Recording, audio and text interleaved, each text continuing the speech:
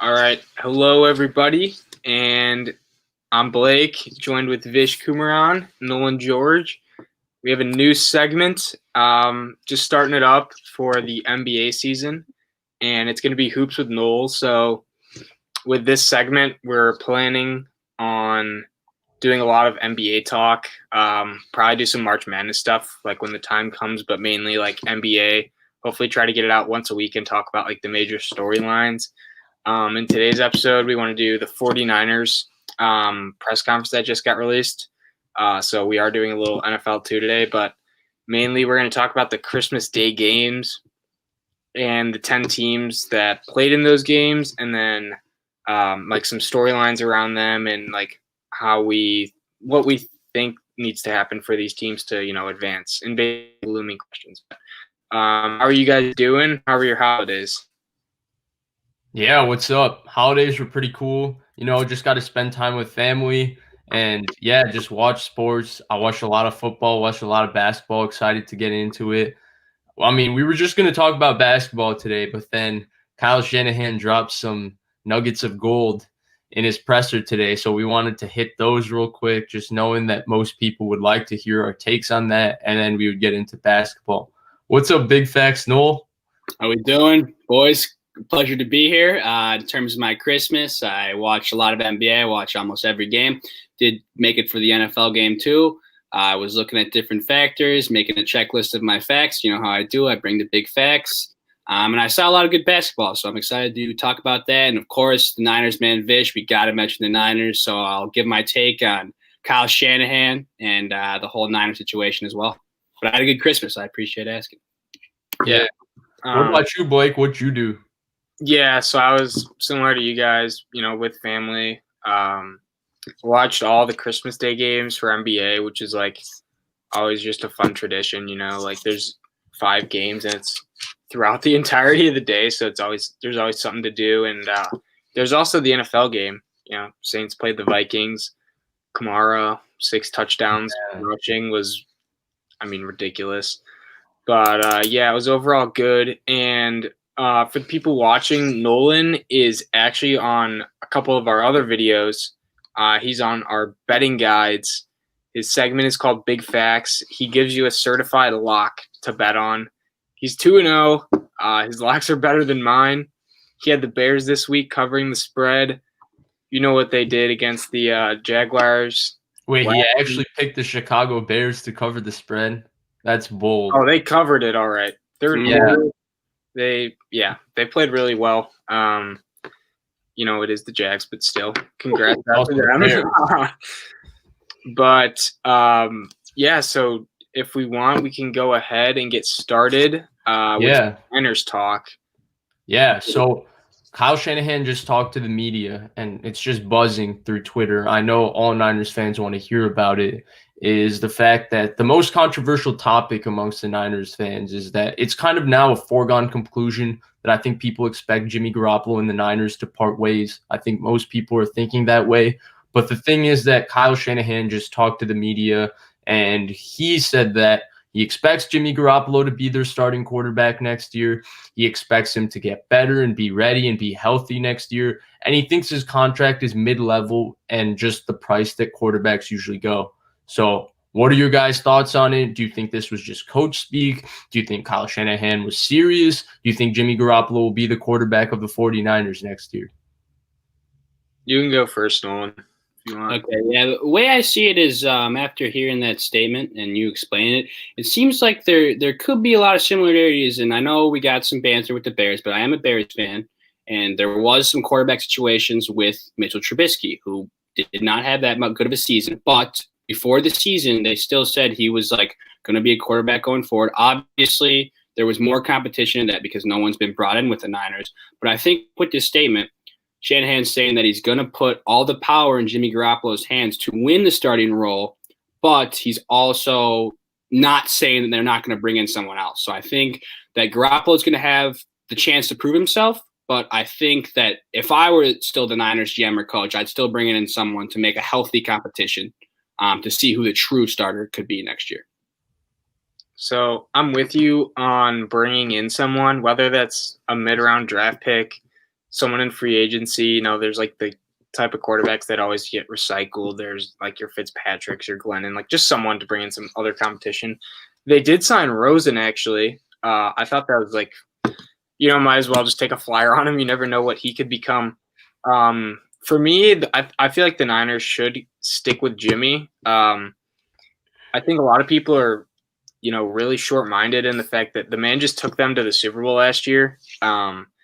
Not saying that he carried the team by any stretch of the imagination, because he didn't. You know, they relied on amazing defense and a good run game, but this year the team was constantly injured. I don't think it's a fair shot to say, you know, he's the reason or he's the problem the season went bad. I think he might be part of the problem. I just think Jimmy's a quarterback who could win a Super Bowl. You know, they're one Sanders throw away from winning, and this whole narrative would not exist. It simply would not exist. I think they're going to roll with him, and I think the comments by Shanahan is, could you imagine if he said, with a game still to play, Garoppolo is not the quarterback? Like, what message does that send through the organization? Obviously, he's going to say that. He's not going to be like, no, we're drafting someone in the first round. You wouldn't want to show your hand, first off. And how do you think the players would feel, right? Like, anyone could be traded at any moment in time. So I think they're going to stick with him. I do think they'll bring someone in to, you know, maybe light a fire under him, or like say, like, you know, you're not irreplaceable. But I don't know. What's your thoughts on it, Vish? So I actually don't believe like Kyle Shanahan is lying or coach speak per se. I think he fundamentally has not evaluated their quarterback situation and sat back. I mean, he's missed a season. If he's thinking about what he's going to do with this quarterback next year, then it's a problem. So I don't think he sat back, watched, and got in a good grasp of how certain am I that Jimmy Garoppolo can be your starter and all of those things. We know that he has his reservations about Jimmy Garoppolo, but we also know that Jimmy Garoppolo is a pretty solid quarterback. The way I see it is that the only problem with Jimmy Garoppolo is the money situation, because the cap is going down. I think the Niners have a lot of different people they need to re-sign. And so getting a quarterback that's maybe a little cheaper on a rookie deal might be a bit more prudent for them. But I think the bottom line is that the Niners are going to be open to upgrade the position. They were open to upgrade it last year. They considered Tom Brady. They ultimately decided Jimmy Garoppolo was the best option. I think they're going to once again keep their options open because they have that kind of leverage with Jimmy's contract. Let's say if my favorite quarterback that I always throw around in this conversation, if Matthew Stafford, the opportunity to get him is presented, I think they would probably look to get Matthew Stafford and move off of Jimmy. But if they're stuck in a situation where you're drafted 15th, you're not fully convinced based on the studying you've done on the quarterbacks you think that'll be available, you don't have the best option to trade up and get a Zach Wilson, a Trevor Lawrence, a Justin Fields, or the guys who most people are convicted in that and sure that they're going to go in the top 5, then you're left in a situation where you might have to bring Jimmy Garoppolo back because he gives you the best chance to win if the guy's available. So he has to keep his options open this way. He can't say Jimmy Garoppolo is gone. He can't give a definitive opinion on it. There's still a lot of variables that need to fall into place, and I think he just gave the adequate answer based on that. I don't think there's much else to read into it. I think the one thing with Stafford that will be like a barrier to getting him is the new regime. Do they want to have that quarterback position already settled? Because that's usually the biggest question mark of any team, right? Is like, who's going to be our quarterback? And for a new GM, maybe in coach, right? Because they fired Quinn and they fired Patricia. Do they want to just say, hey, we already have this position set, and do we want to keep it that way? Or do we want to go off of it and pick our own guy? So I think that'll be a potential issue, like in actually acquiring him. And also, what are they going to have to trade for him? They've already traded a lot of picks away to like get players to sort of win now, right? They traded for Emmanuel Sanders. They've made other trades for middle. Yeah, to like they've traded picks to acquire the talent and kind of push. And they kind of hurt them last year when they, you know, couldn't really bolster their roster because they'd already traded a lot of the picks away, right? Yeah. So Nolan, do you think Stafford would be prudent do you think the Lions move off of Stafford? Because obviously he's kind of the guy that comes into conversation when we're talking about a veteran quarterback for Jimmy. Like the draft is an option. Where would you go with that? So I would say that off the bat, I think if Stafford was able to go to the Niners and they could make that happen, their offense would get a ton better. I don't really think there's honestly much questions around that, but I do think depending on the trade package or the Lions' willingness to get rid of Stafford, the Niners might have to get rid of some defensive players because they have a pretty elite defense and they're very, very well coached. So it would just be kind of a balancing act where the Niners, I think they definitely would get better. And I think Stafford would be a beast on the Niners team with how they run the ball and the offensive threats they have with the receivers and Kittle. And I think it would be a no-brainer on the offensive end. But I would ask you, Vish, being the Niners fan, like, could you think of any defensive players that they could maybe ship off in a trade to make that happen that wouldn't make their defense be that much worse? I just am curious the trade packages or how would that happen? So I think the trade would be solely picks. If the Lions are willing to trade Matthew Stafford, then that means they're looking to rebuild. And Blake brought up the number one point. The only way the Niners are going to get Matthew Stafford is because if Matthew Stafford wants out. The Detroit Lions are an awful franchise. They're one of the worst franchises in the NFL. The only reason they've been relevant and their only redeeming quality is the fact that Matthew Stafford's their quarterback. That's the only attractive thing about a new coach or a new GM coming to that place. You have a very good player who you can win a Super Bowl with set in stone. If they move in, they still have a lot of bad contracts signed by Matt Patricia and Bob Quinn, which was like Jamie Collins, Trey Flowers, and players like that who have been given ex-Patriots. Right, large sums of money for limited amount of production thus far. So then you would say, well, can the Niners really get Matthew Stafford? Because the Lions' new coach then would be coming into a situation where he has to rebuild, but he has to first unload the roster to rebuild. And that means you're coming into a situation where you're given 3 losing seasons just like that. And the Lions historically have not been the most patient with head coaches. So it's not like if you have 3 terrible seasons, you're still going to be guaranteed a job. So there's a lot of variables to go into it. To go to your point about the defensive players, Nolan, if the Niners get rid of Dee Ford, which I think most people are thinking they will save $16 million in terms of cap. That would be huge in terms of giving them money if they got Matthew Stafford or kept Jimmy. And Stafford is a tad bit cheaper than Jimmy for the foreseeable future. So there's a lot of variables to look into it. Ultimately, I didn't want to make this too much of a Stafford discussion. This was about Shanahan and his comments about Jimmy. And I think all of us agree that Jimmy is solid. Jimmy is good. There's room to improve. And ultimately, if the Niners can upgrade, they should do it. But otherwise, you still have to keep your options open because Jimmy's competent. Mm-hmm. And did you want to get into the other aspect of what Shanahan said during his presser? Yeah, the other thing he said was we got notorious, according to the fan base, we got a little Brandon Ayuk. I don't know what to call Blake, but maybe a negative Brandon Ayuk guy. But Brandon Ayuk's rookie season is done. He had a heck of a rookie season for the 49ers. Just thoughts on Brandon Ayuk and his rookie season. Yeah, you can go first, Nolan, if you want.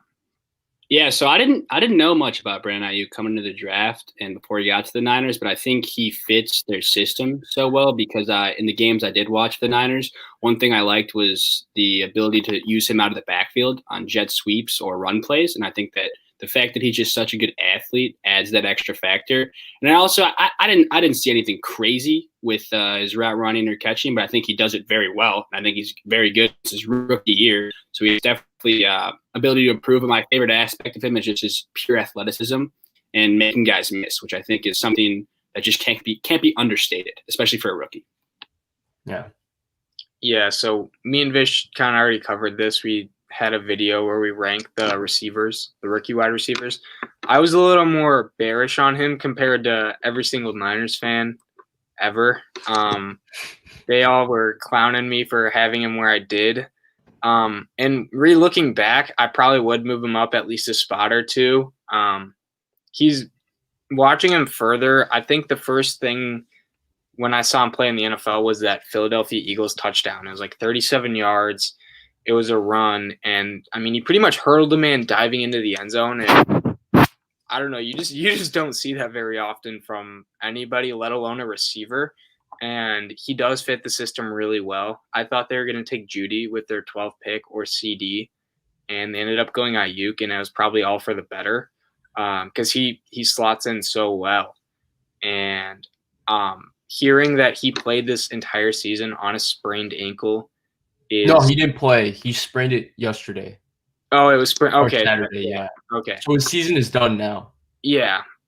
Hopefully he can actually get healthy because he's had injuries the whole year, right? I think that's really been the only negative thing you could say about him. But yeah, no, he's spectacular. Sad to see he's injured, but hopefully he comes back healthy next year. Yeah, I mean, it was disappointing news because, with how dim the Niners 49 the season has been and how grim it's been. One of the things that's brought light to me as a fan is getting to watch Brandon Ayuk on Sundays and basically tracking his stats and feeling excited about it. I think he's the best rookie wide receiver I've ever seen on the 49ers. Better than Michael Crabtree, better than those other guys.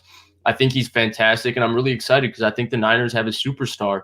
And I think Nolan hit it on the head. Like, his route running is going to get better. His hands, his long arms, it's really good. But his athleticism is special. He's one of the most athletic wide receivers in the NFL, and his ability to make people miss and get up the field every time he catches the football is also really great. And he's in the perfect – and Blake also hit it. He's in the perfect system for him. George Kittle, Deebo Samuel is going to be impossibly difficult for anybody to cover the next 2 to 3 years, barring injury. We got a couple questions. We can just answer these real quick. So I don't think you can include Salah in a trade. I think the Lions would have to just hire Salah by himself. And so hopefully Salah would then ship over Matthew Stafford or something like that. Take pity on Kyle Shanahan. I'd really appreciate it. But yeah. One thing with that topic, though, is if you remember the early 2000s, right?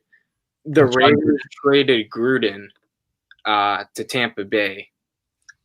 I think he was under contract, and is his contract up at the end of the year, right? Yeah, but I think you can trade a head coach. I don't think you can trade an assistant coach because I think they're allowed to let their contract be let go if they're getting a promotion. Mm-hmm. Yeah, so and even if they did, I feel like unless the Lions felt threatened by another team to pick them up, I feel like that would just – why would you trade like picks or whatever to get someone that you could just get in free agency in a couple of weeks, unless you really felt threatened and maybe he went to Houston and he's like, oh, I really want to go to Houston, and they had to trade something to get him. But I just I just don't think that that's how that works. Mm-hmm. All right, so we've talked Niners. We'll be posting the stuff from the Niners later on our channel, so you can go check out our opinions on these two things. But the reason we're here is to talk hoops with Noel, because he's ready to drop some big facts. And the Christmas games were really good. They were not as good as I expected because they were all kind of lopsided in their own way, but they were still good basketball games. So let's talk about them. The Pelicans Heat was the first game we saw. Big facts, Noel. What did you see? All right. So, yeah, this game, I mean, was closer than a lot of the other games in that regard, but definitely still the Heat kind of had the upper hand for most of the game. Two big facts, though, that I got off the bat is on the offensive end, or I guess on the defensive end, guarding these two players, you're not going to stop Zion Williamson and Brandon Ingram. They're going to get what they want when they want, and that is a fact. Both of them are just beasts, and they get what they want. Especially, I mean, I've been a Zion fan for a while, and watching that man play is just something else. He's one of my favorite players to watch, and I just can't get enough of it. However, when I think of the Pelicans, though, and I guess we can just take the Pelicans route before we get into the Heat, I think about who's going to be the third option to step up, because they lost this game, even though Zion dropped 32 and Brandon Ingram dropped 28 on pretty good shooting percentages for both of them. But guys like Lonzo Ball, guys like Eric Bledsoe, guys like Steven Adams, Josh Hart, no one else really stepped up. And I think that was a big factor why the Pelicans only scored 99 points and they didn't get the win. So I'm curious if you guys would speak on that. Yeah. For me, I think the third option actually has to be JJ Redick, because I don't think they have consistent shooting across their team. Like Eric Bledsoe, we've seen him on the Bucks. He doesn't really shoot the ball consistently. We know Lonzo Ball can have streaky months where he looks great and everybody's like, see, that's why they took Lonzo Ball second overall. But then he also has months where he just doesn't shoot the ball well and he can't make free throws. To me, JJ Redick is what's going to help Zion and Brandon Ingram by spacing the floor for them and giving them room to operate. I think there's a lot of pressure on him that he has to shoot the ball really well every single game. But, I mean, they pay him a lot of money, so he does have to do that for them every game. So my big issue with this team is how the roster is constructed. So you have Lonzo, you have Eric Bledsoe, Zion, and Steven Adams. Those are the presumed starters. Jay Redick and Josh Hart will sometimes slot in to start right. Out of those four, I'm not confident with any of those guys shooting outside the arc. I think they have a huge spacing issue, and that really hurts Zion. As he's even with the spacing issue, he's going to get his when he gets into the paint, right? I mean, he's just such a naturally gifted scorer, and his touch is better than what I thought it would be. When he's in the paint, if he misses, which he rarely does, he's getting the rebound and he's dunking over someone. But their spacing is horrid. It gives me some shades and flashbacks of those Thunder team when the only shooter they had was Durant, and then their second best shooter was probably Serge Ibaka. And I don't know. I think they're gonna have trouble scoring. Whether they trade for someone to fill in that role of they can score without needing someone to facilitate for them, on a bench, as a bench piece even, is what they really desperately need. Because as we've been saying, they don't have a third option right now. Their third option is either Bledsoe or Lonzo, and they're not scorers really. They're more defenders and good passers, but you can't play full court basketball, the whole game. You have to run half court sets, and they don't have the person to do that with someone who's a third option that can reliably score. Right. I do want to say one positive about the Pelicans. They played no defense last year under Alvin Gentry. They were just looking to run up the floor and cherry pick. Zion didn't play any defense. I'm not a big Stan Van Gundy fan because I don't think he did my Pistons anything good, especially with the Blake Griffin trade. But the first two games look promising because they play some defense this year. They really do. Mm-hmm. Yeah, I would agree with that take. I also think, though, so when thinking about who the third option can be, I think JJ Redick is the best prospect. I think that's definitely a good take, Vish. But I think guys like Lonzo Ball and Josh Hart especially are two guys I think at the very least they need to be able to make open threes. And both those guys have kind of struggled making open threes. Because when I watch the Pelicans, I see a lot of the shots JJ Redick takes, who is the best three-point shooter, are very hard shots. It's kind of reminds me of a Kyle Korver where they kind of just force up threes because they're so good at shooting, but they are super hard shots. And I think if guys like Lonzo or just the amount of guys in the team who could make open threes, so wide open, uncontested, that would just free up so much spacing and would help this team a ton. Yeah. Whether they go for someone at the trade deadline or even before then, they're going to have to make a move to get some floor spacing, especially for Zion, because that's that's going to be the face of your franchise. I mean, I think we all saw the clip of when they won the lottery and you saw the war room and everyone was just jumping up and down because they're wow, we literally just got the most marketable person. We got one of the best prospects in a while. We got Zion. And then you don't help him at all by catering to his biggest strength of driving when you get Steven Adams, who's – he's a big man that can't really play outside of 15 feet. So it's an issue. Yeah, and Steven Adams' defense isn't great. He's a screen setter and he's a rebounder, but he's not the most mobile defender. So if you put him in the pick and roll, he gets abused. I mean, Damian Lillard and CJ McCollum 2 years ago, the series that everybody really focused on Russell Westbrook and Paul George's bad shoulder. The biggest problem is that the Portland Trailblazers only play high pick and roll basketball, and Steven Adams can't guard the high pick and roll because if you have to switch it in today's NBA, especially when you're playing against Damian Lillard, because otherwise he's going to shoot the ball. And you can't switch it with Steven Adams. So I do think that's questionable. And two, Blake, they have so many assets. They got to make a move for somebody. Mm-hmm. And I think we should go over to the next team, the Heat. Yeah, Nolan, what are your thoughts on the Heat's roster, and what do they need to do the rest of the season to put them in a good position come playoffs? So I would say already, I think this game did a good job proving that. The Heat have proven yet again with their finals run and again early in this season that their roster is already so deep that even in this game, Jimmy Butler gets injured. Who is their star? Who is their big name?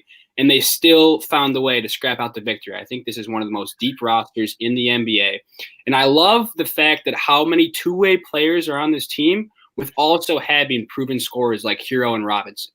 And especially with Hero and Robinson, and this game does a good job to prove it, they really only need one of those guys to come out and hit their shots. Mm-hmm. So in this game, Hero was 3 for 10 on just his field goals, and Duncan Robinson was 8 for 14. So I think it's a very small percentage that both those guys come out cold, and I just love that how good their defense is around them, that they only really need one, and obviously they have guys who can get their own on offense like Jimmy and like Bam. So I really like this team, and especially because of their depth. So I like this team, and I think they are ceilinged. I think what they did last year, I don't think they can achieve that again, especially with the Nets in the East. And I think that without the bubble, I think it'll be tough to replicate. But the thing that makes them so good is that they always play basketball the right way. It's kind of Spurs-esque, like the first time they made the playoffs with LaMarcus Aldridge and DeMar DeRozan. Now, Jimmy Butler isn't the kind of player that can carry them all the way over the top, though he's tough as nails and always shows up in big moments. He just lacks that talent that a LeBron or a KD or a Kawhi has. But they always play the right way. And as Nolan said, like they have a lot of two-way players, but it's not like, Duncan Robinson and Tyler Hero. But the reason they can compete with Duncan Robinson and Tyler Hero being their main scorers is, one, Duncan Robinson and Tyler Hero can both shoot, and two, they always get the best possible shots on offense. So they're always getting high percentage shots from everywhere on the floor. That really helps them run good offense, and they always play tough on defense. They're always physical. And they do a great job mixing up their zones and when they play zone, and that really helps them. And that's why they're going to be a tough out for anybody, and they're going to be a really solid team in the East again. So I saw this, and I actually do think this is a really good point. They did lose Jay Crowder, but one of the more quiet transactions in the NBA was them acquiring Avery Bradley. And if we remember, on his Celtics days, the man was locked down, sort of faded for a couple years, wasn't doing much. Regular season last year on the Lakers, he had a resurgence and was really good. He didn't get to play in the bubble, unfortunately. So people I think he's like a forgotten guy, but he's someone who fits their culture really well. And I think that was something that they did this offseason to kind of replicate the loss of Crowder. Because from what I remember, Crowder was making a ton of shots in the playoffs. Like, although he steps on the line like half the time, he steps up for a three. He was lights out shooting. And my only big question with the Heat is, do they have enough star power to actually win? I think they lack this in the playoffs, mainly the championship. When they ran into AD and Bron, is they just didn't have the star power to keep up. And it's a star-driven league, right? And so I'm interested on your thoughts with the whole James Harden fiasco. Do you think that's someone they should go after? Maybe give up some of the assets they have, like the younger guys, like probably at least one of them, to try and obtain James Harden? Yeah. Nolan, you want to go first? Or you want me to hit this? Yeah. If you got it, you got to take. Let it fire. Yeah, I do. I think they should, but I think they should wait a couple months. Let James Harden play himself back into shape and then go trade for him. Right now, he's a little chubby. He's not ready to go. But I'm a James Harden fan, I really think James Harden is really good. And I've been a fan of James Harden. I think he gets over-scrutinized.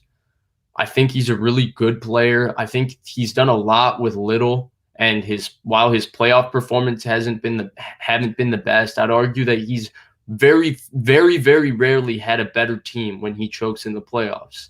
So I think he's been really good, and I think he winning 53 games with the roster with Patrick Beverley and Lou Williams was an incredible achievement in 2017.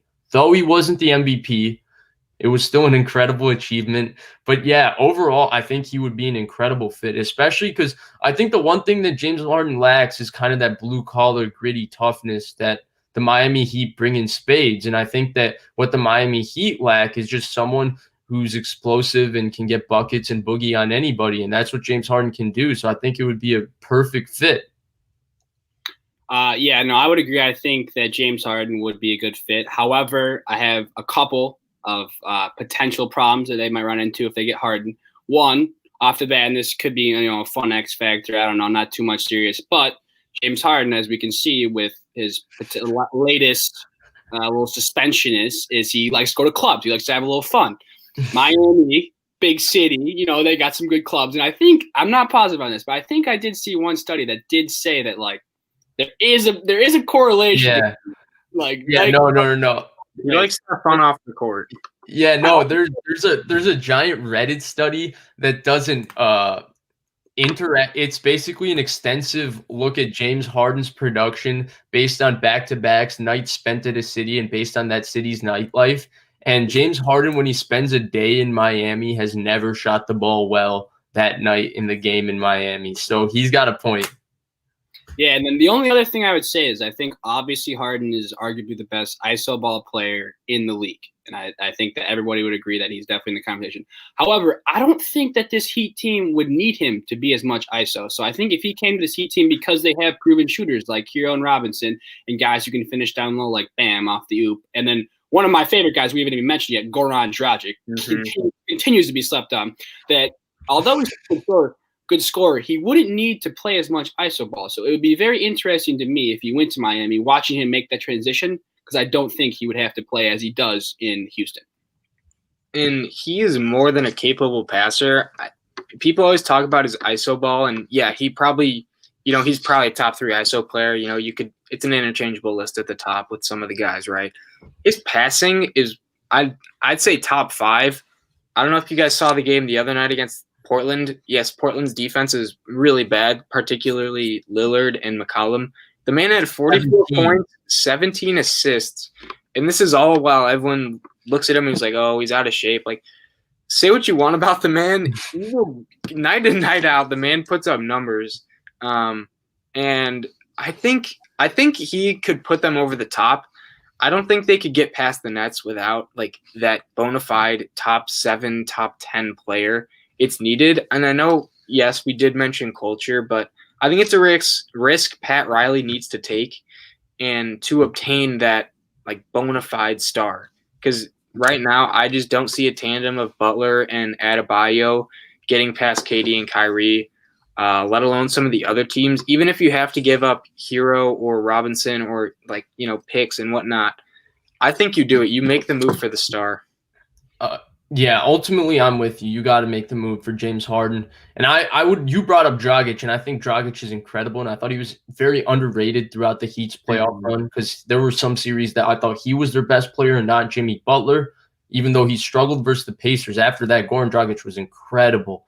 But I think Harden would be a better version of Dragic for them.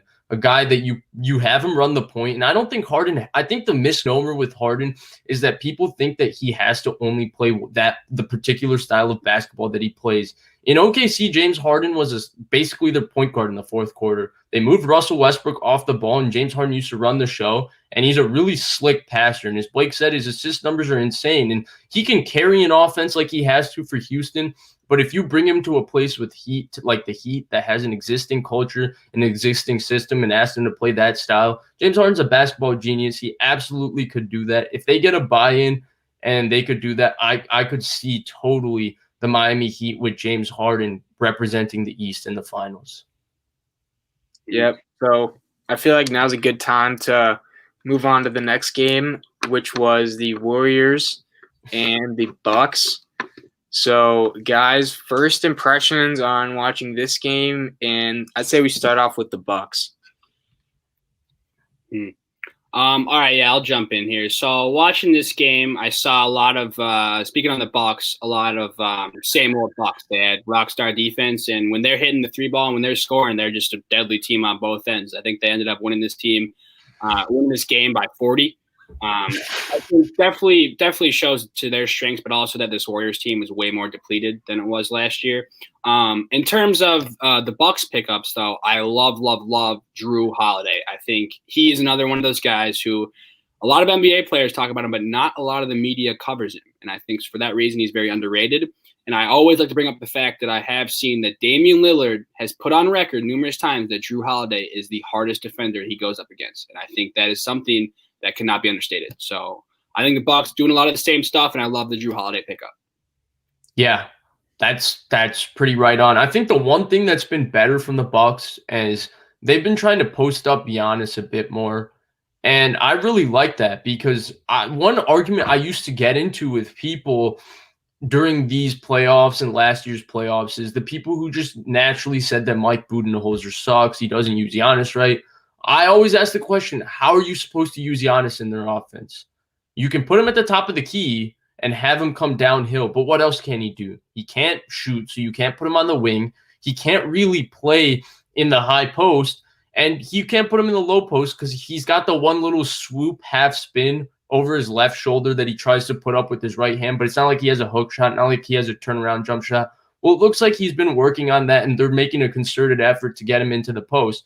And I really like putting him in the post because if you can get him down there, then if you double down, Giannis is a 7'1", and he's a great passer, so he can whip it out to shooters and they can knock down shots. And if they don't double, Giannis should have a size advantage to score in the post in isolation every time down the floor. So that's definitely a way they can close games. The Drew Holiday acquisition was huge. I totally agree. And then a guy that's been lighting it up the first 2 weeks of this season, and I think he's a guy that never gets credit, but he only gets scrutiny when he plays bad, is Chris Middleton. He's consistently been a really solid player. Is he the best number 2 in the NBA? Absolutely not. But he's a very solid player who I don't think gets enough love for when he plays well. Yeah, I'm with you on the whole Giannis thing. I think the Budenholzer criticism is more with the minutes. I've been a critic of it. Playing Giannis 32 minutes in game 5 of a playoffs, why would you do that? Like, you're looking at the Heat, you see Jimmy Butler play 40 minutes consistently. I mean, do what Thibodeau does. Just throw out your starters there for as long as they physically can. Like, I don't want to see, if I'm the Bucks and I'm a fan, I don't want to see DJ Wilson stepping on the court in a primetime game. Like, keep Giannis in there, keep your starters in there, for 40 minutes, even 38 minutes, like at the minimum. I think that's where the criticism comes from, and I'm right on it. With the Drew Holiday pickup, yeah, I think that was really underrated. Him as a third piece will be nice. And if you guys remember, Damian Lillard, so they played the Pelicans when they had Boogie and they had AD, they had Rondo, and that was a team that kind of was a good matchup against the Warriors. Unfortunately, Boogie was hurt though. Yeah, Boogie got injured, right? But they either swept. I think they swept the Trailblazers. They swept right? Portland. Yeah, and you saw Drew Holiday picking them up at half court because he was just harassing him on defense. So I really do think Drew will be a difference maker, and just the upgrade over Bledsoe. I mean, we've seen Bledsoe in the playoffs. He's not it. If he was alive in the early 2000s, maybe he'd really fit into that era, in my opinion. But right now, he can't really shoot. He's good at defense, sure. But if you have Giannis as your main guy, you need your point guard to at least have a formidable three. Drew Holiday is a good three-point shooter. Mm-hmm. Middleton's a good three-point shooter. And I'll shout out one other guy who not many people talk about, Torrey Craig, who was on the Nuggets. I think that's honestly a pretty solid pickup. Having a good defending wing in the playoffs is so invaluable. You need someone to at least be able to switch onto the KDs and the Jimmy Butlers of the world. So I thought that was a really good pickup. Yeah, I'm totally with you on Torrey Craig. I think that he's a better Wesley Matthews. He's a better defensive player than Wesley Matthews. And, he's not the best shooter. He only shoots 32%, but Wesley Matthews is like a career 35% shooter from 3. So for 3%, I'll take the much better defense. Mm-hmm. And I think that's a really underrated pickup for them because they're going to need a guy who can guard Kyrie Irving because you can't make Drew Holiday do that for 7 games a series. They're going to need someone who can switch off and guard Kyrie Irving, but also give you minutes on Kevin Durant, give you minutes on Kemba Walker, give you minutes on Jason Tatum, Jaylen Brown, and he's the kind of guy that does that. And I think the overlooming question is, do they have enough to make it to the Eastern Conference Finals? We know Giannis has sort of struggled. He's gotten criticized a lot for it, obviously, because when you have MVP season and you underwhelm in the playoffs, people come for your head. No, what do you think? Do you think they have enough to get to the Eastern Conference Finals, possibly playoff championship game? Yeah, so I think the thing with the Bucks is they definitely have enough on the defensive end because as much as you want to talk about Giannis in the offensive end, he can guard anyone, and especially with the big dogs in the East. Like, let's look at how many people in the league can guard Kevin Durant. There's very few. And Giannis is one of the people who could guard Kevin Durant. So if we're talking about the big dogs in the East, we got the Nets and the Heat and the Celtics. So I think that on the defensive end, they match up very nicely with all those teams. So I think that obviously always gives them a good chance in that regard. However, it's all going to come down to their offense. I agree with Vish. I think they're doing a lot better job utilizing Giannis because he is a hard player to just make an offensive game plan for and get involved in the offensive end besides transition. In terms of one thing I'll say is I think that could give him a little bit of an edge is, and I think Chris Middleton did a good job with this in the game against the Warriors. I see him take a ton of really long twos that are very hard shots. And he makes a lot of them. But at that point, I just think it's a lot smarter and just a better just shot to take a three. And I think analytically, right? Yeah, analytically, I think that's just a better percentage shot. And in this game, he shot 6 from 8 from 3. So I mean, he obviously has shown he's capable of it. And I just see a lot of times he takes those two. So on the offensive end, that's one thing. And then it's obviously going to be interesting how they're new pieces on offense. But especially on defense, they have the pieces, in my opinion. Yeah, I'm going to go ahead and say no. I think it's going to be Boston and the Nets. I think the only thing Boston lacks is depth. And I think Kemba Walker coming back will do him a lot of good. I'm not the biggest Kemba Walker fan, but they need a third scorer next to Jason Tatum and Jaylen Brown, and he'll help. Hopefully Mark Jackson is not commentating those games, so we don't need to hear him say, if I'm the Boston Celtics, I'm going to bring them down. I'm going to come down the floor and run high pick and roll with Kemba Walker because that's not their best offense late in games. Get the ball to Tatum, get the ball to Brown. But for me, I just don't think they have enough offensive firepower in Milwaukee. Nolan's right on. This defense is going to be top 3 in the NBA. Giannis is all-NBA defense. Drew Holiday's an all-NBA level defender. Torrey Craig is near that level. Chris Middleton is an awesome two-way player. Their defense is going to be loaded. And the guys off the bench like Connaughton and DiVincenzo all defend pretty well too. They have a good defensive culture. I just don't think they can – I still have questions about their half-court offense. Chris Middleton is good in isolation, but they still don't have a guy where when the going is tight in the playoffs, and, you know, it gets overrated because most people aren't fans of ISO basketball anymore, but you still need a guy who you can throw the ball to with 8 seconds left on the shot clock in a tight ball game, and he can go get you a shot. And I still don't know who that guy is for the Milwaukee Bucks. It should be Chris Middleton. He has the game to do it, but we haven't really seen him do that consistently. And until we see that, I'm always going to have questions because the Nets have 2 guys that can do that, and Boston technically has 2, and for the most part, Tatum and Brown have been a little underwhelming in those situations, but Marcus Smart comes out of nowhere and just hits big shots like crazy. So who knows? So my thing is, my biggest gripe with the team was they didn't have a guy who could actually get a shot for himself as well as others. Giannis can get his own shot, but he's limited with the fact that he's not the best three-point shooter or even mid-range shooter for that point.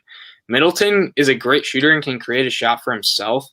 Not really the best like passer, and he can't really get shots for other people.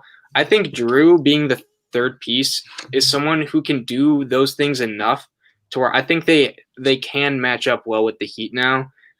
Having that extra shooting and just not having Bledsoe like basically just be a net negative. Having him like not be able to shoot and being a guard is like actually demoralizing for an offense because like you're just begging the guy to shoot, right? I think having Drew helps so much, and just that upgrade alone, and hopefully Budenholzer. You know, I've said it earlier. You can't play Giannis 32 minutes in a game 5. You really just can't. I don't care about the scenario, even if he's hurt. Like you got to have your best guys playing at least 38 minutes. That's how I see it. That's what Jimmy Butler does. That's what LeBron does. That's what all the stars do. But Giannis playing 32 minutes in a game 5 is like, that's an issue. I mean, simply put, that's a big issue. Hopefully that gets changed. We'll have to see. We can move over to the other team in this game, though, the Bucks. Or, sorry, not the Bucks. Warriors. What are your guys' thoughts on the Warriors season, their outlook, and what do they need to do to like not be mediocre as they are right now? So I'll go first for this one. So I'm a little bit of a Warriors. I don't know if you want to call it a realist, a little bit of a hater per se, but I'm not the biggest Steph Curry guy. I think Steph Curry gets a little bit too much acclaim and fame for what he does.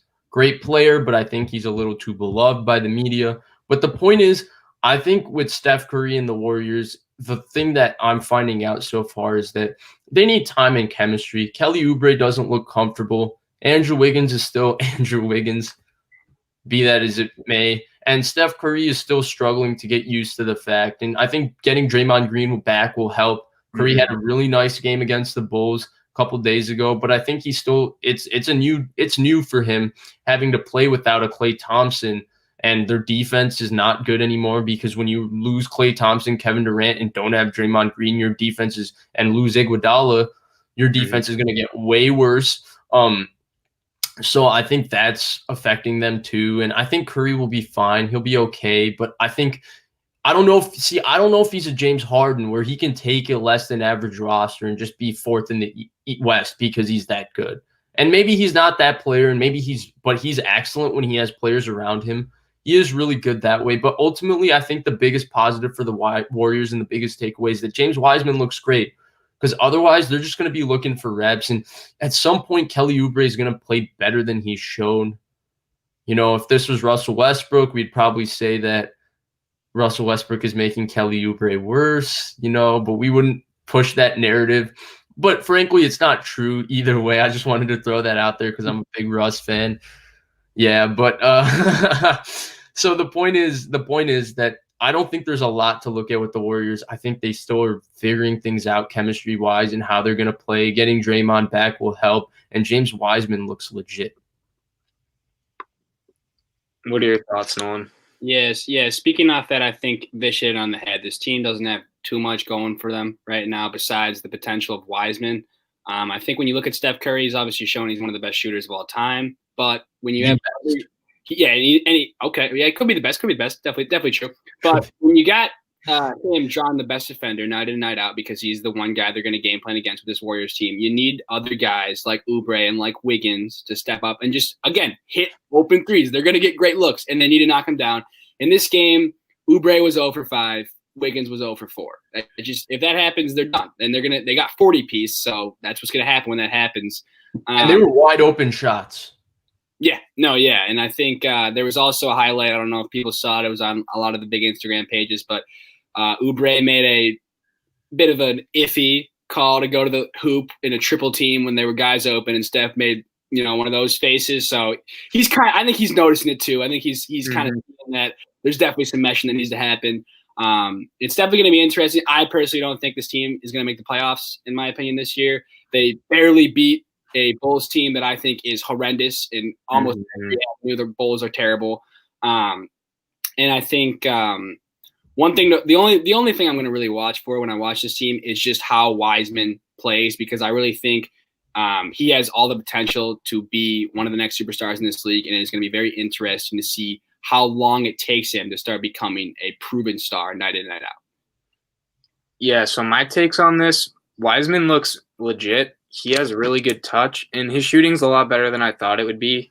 We didn't really get to watch much of him in college. He played like a game or two for Memphis, but besides that, it's basically only high school mixtapes, and those can be misleading, right? Like, you see John Wall and you think that's the next coming of LeBron James, but not to get sidetracked, but yeah, Wiseman looks pretty legit.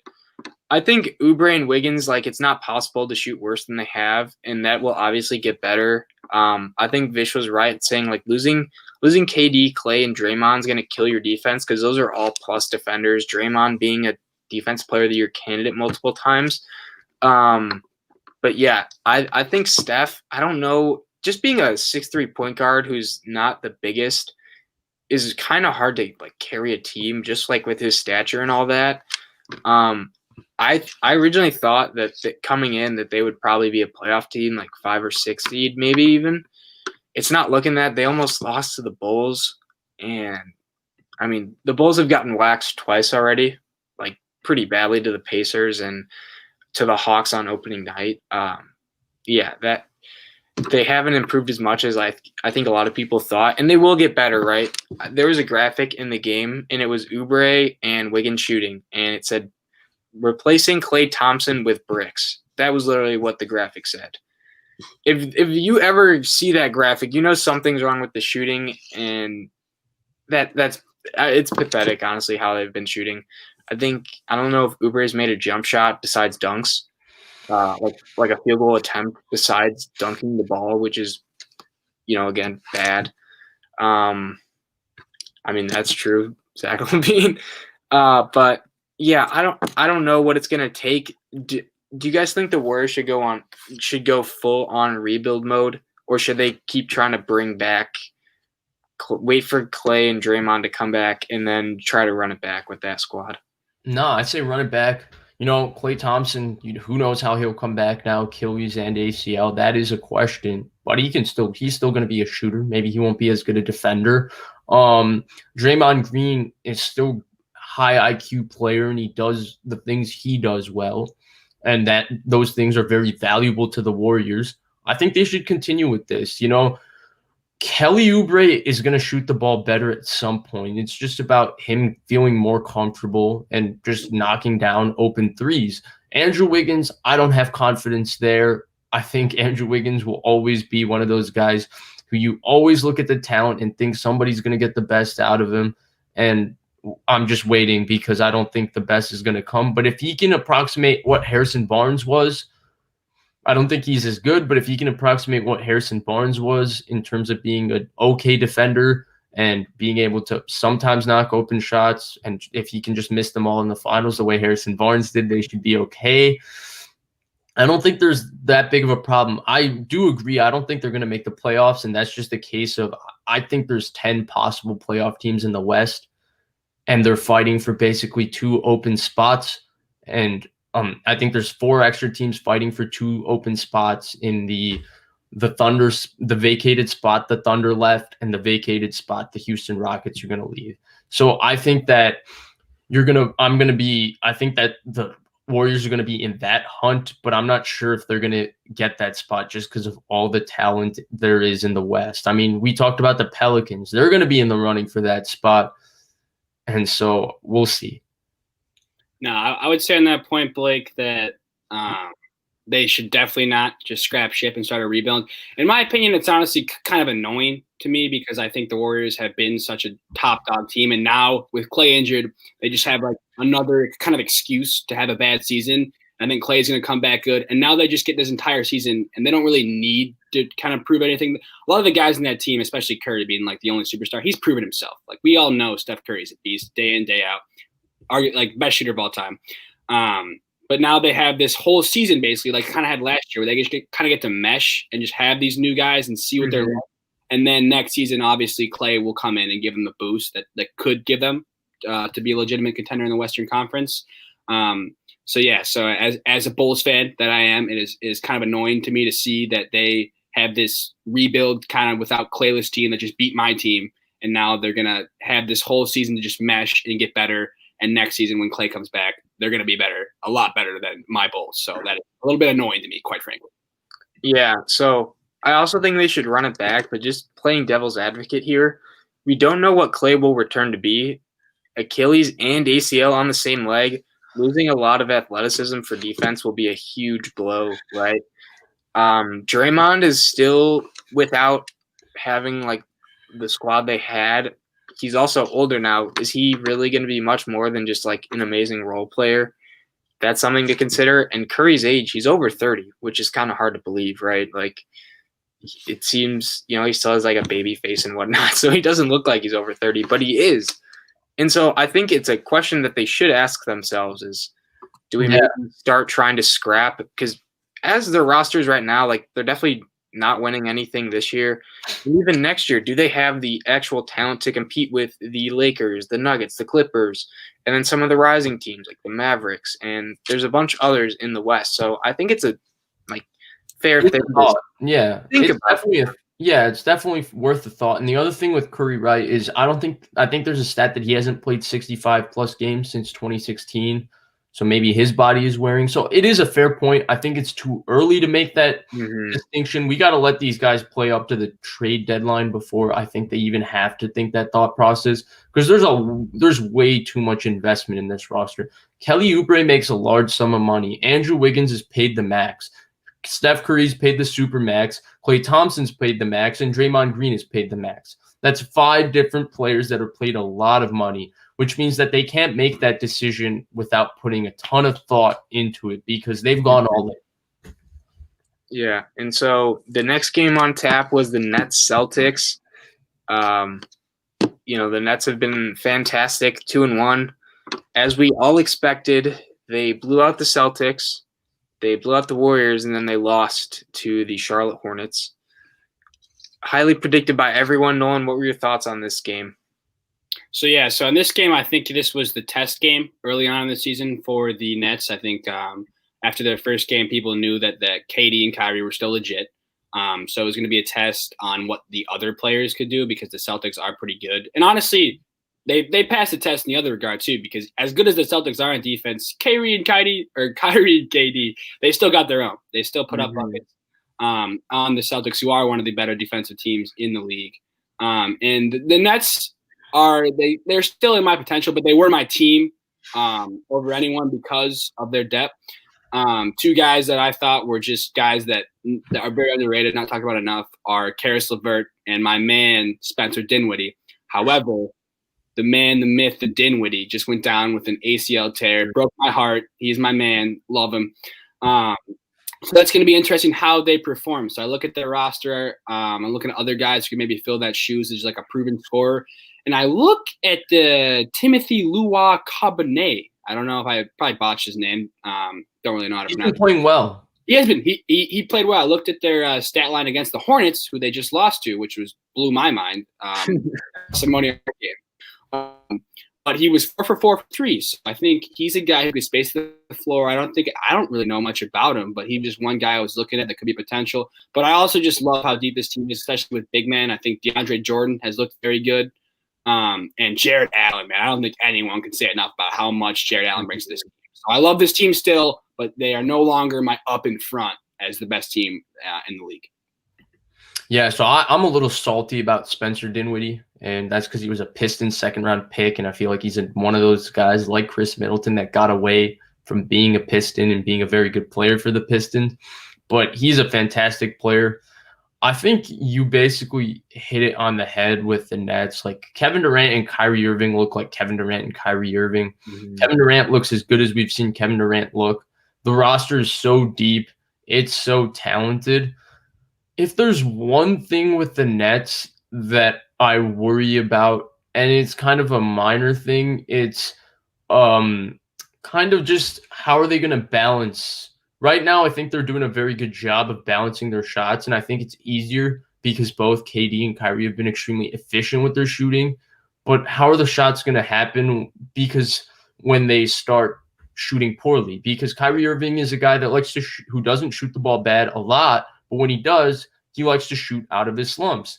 Kevin Durant is a guy that you want taking 22 shots every game, no matter what, because he's Kevin Durant.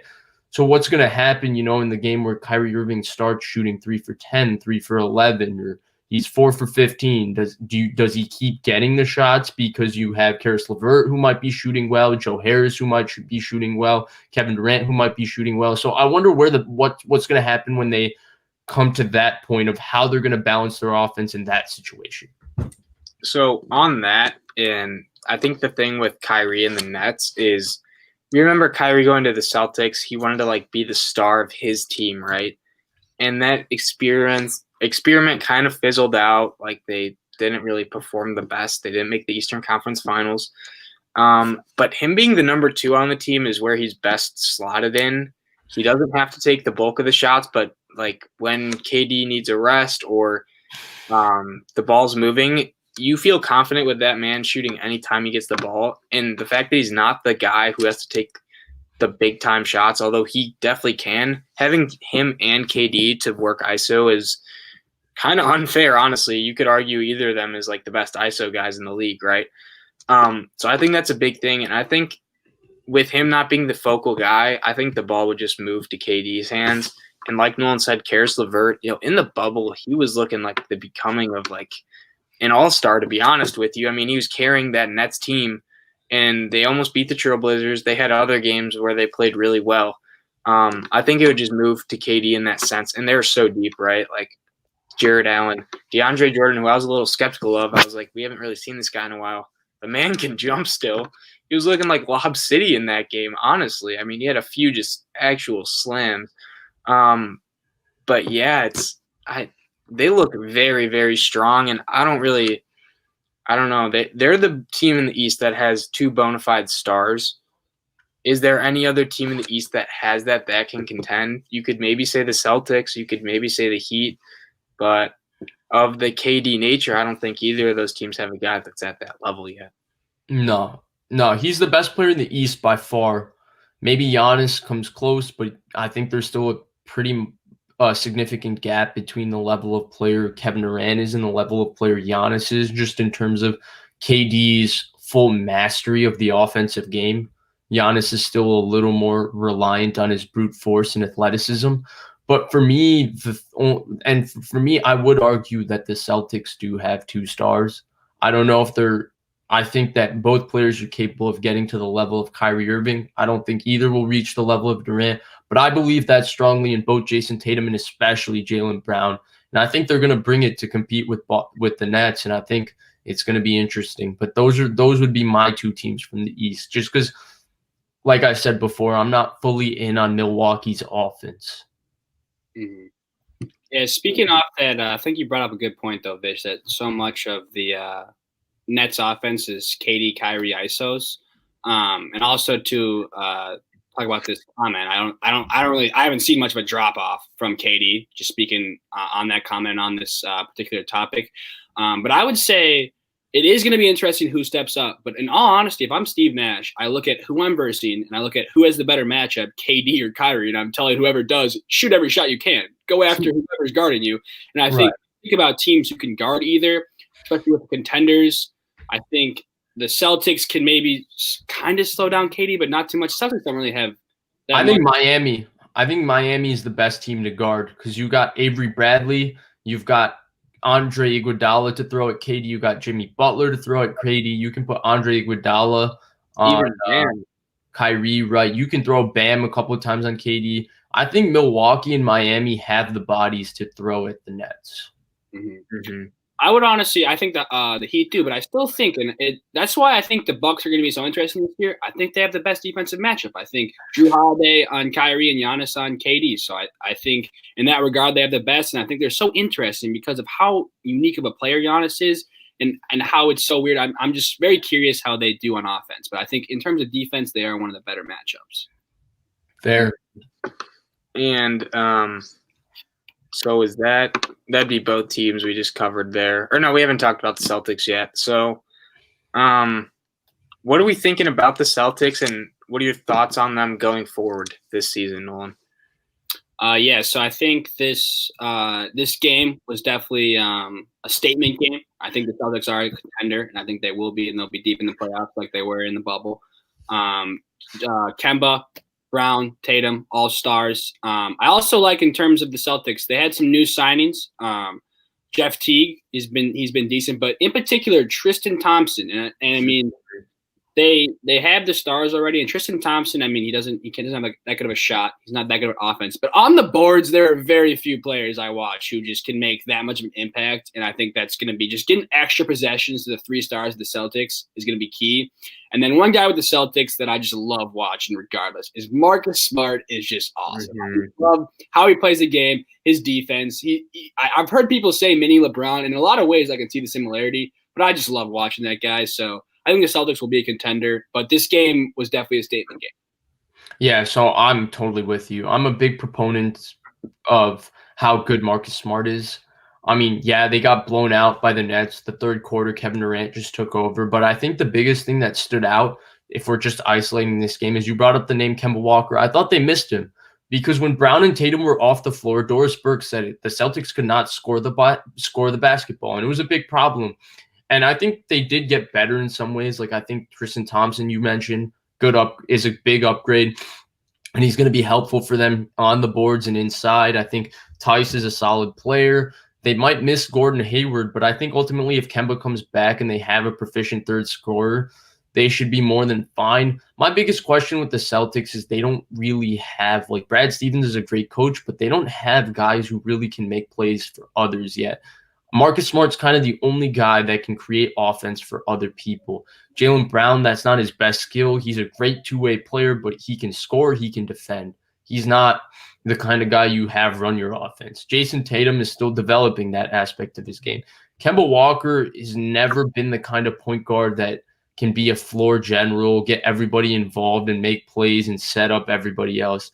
He's always been more the kind of guy who, it's not that he can't assist the ball, he can assist the ball. It's just that he's a scorer first. He's good in isolation. He uses quickness and that wicked step back and jump shooting, and he can score. And he's kind of a very Walmart version of Kyrie in the sense that he can score a lot of points with great skill and in great hurry.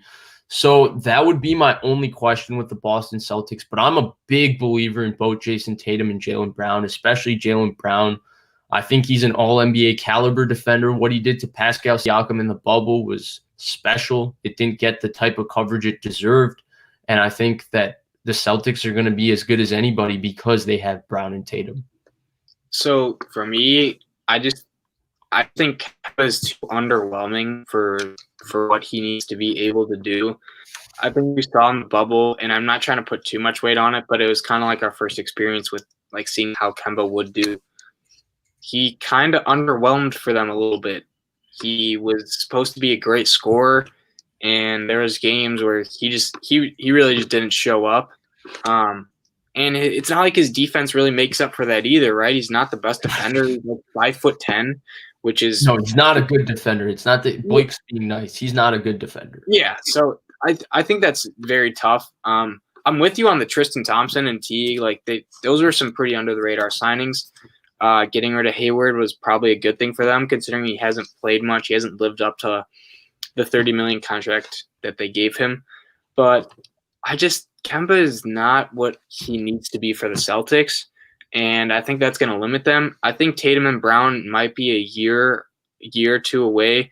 There were times where they showed really inconsistent stretches, and they're really young, so that's going to get ironed out coming with experience and age and whatnot. But for me this year, I really don't think Kemba's good enough to be that third scorer, especially with his defense being underwhelming and bad. One thing I will say, too, just comparing the Celtics to the other contenders is right now, it's pretty early, and we haven't seen Kemba come back. We did see him in the bubble. I would take the new-look Nets, the Bucks, and the Heat all over the Celtics going in the playoffs. That's just how I'd rank them. So that's just one thing I wanted to put out there. And what I've noticed. Without Kemba or with Kemba, too? Yeah, with Kemba. So I'm going off Kemba performing in the bubble. So I'm in agreement with Blake that he was pretty underwhelming, and I think – I'm curious how he comes out because I think he does have a lot more to prove. But as of right now, even just considering everything, those are my rankings of the contenders for the East. Oh, so I'm not a believer in Kemba Walker at all. I don't think you can win a big playoff series with Kemba Walker, and it's because he's a 6'1" shoot first point guard or 6 feet shoot first point guard who's just a liability on the defensive end. Mm-hmm. So I think he'll always hamper you. And he'll always struggle in the playoffs when the game gets more physical and slower, and he's forced to drive in the half court. Because if you force him to drive, he gets swallowed up by other teams' size. The Raptors really bothered him with Marc Gasol, Pascal Siakam, Serge Ibaka. The Heat did more of the same with Bam Adebayo and Myers Leonard when he played and Kelly Olynyk when he played. So I think that is the problem. But I think that the reason I would still put the Celtics above both, I don't know if I would actually probably have to be with you, even though I'm a Tatum Brown believer. I don't know if I could say they're a better team, even though I think they'll make it further in the playoffs, if that makes sense. And so Jamal asked a really good question here. I want to hear your guys' thoughts. Should the Celtics keep Kemba long term, or do you think they'll maybe get rid of him in the next year or two and do what they've been doing? And they've recycled point guards, right? They had IT for his awesome season. Then they tried the Kyrie experiment. That didn't really work out. Now they're on to Kemba. What do you guys think? Yeah. So what I would say is it's going to come down to this year. He didn't really perform in the bubble. He's still got a lot of the same team with maybe some better acquisitions to make it even a better team. He's injured right now. It'll come down to how he performs this year. I think it's a make or break year for the Kemba Walker career. So I think it's all going to come down to this year, in my opinion. I say trade him. I never understood the signing to begin with. Moved off Kyrie Irving and replaced Kyrie Irving with a better personality, worse Kyrie Irving with a contract when you had two guys in Tatum and Brown who were legit and were getting hampered by Kyrie Irving taking shots. I think Gordon Hayward was actually better at running their offense than Kemba Walker in terms of getting other people involved.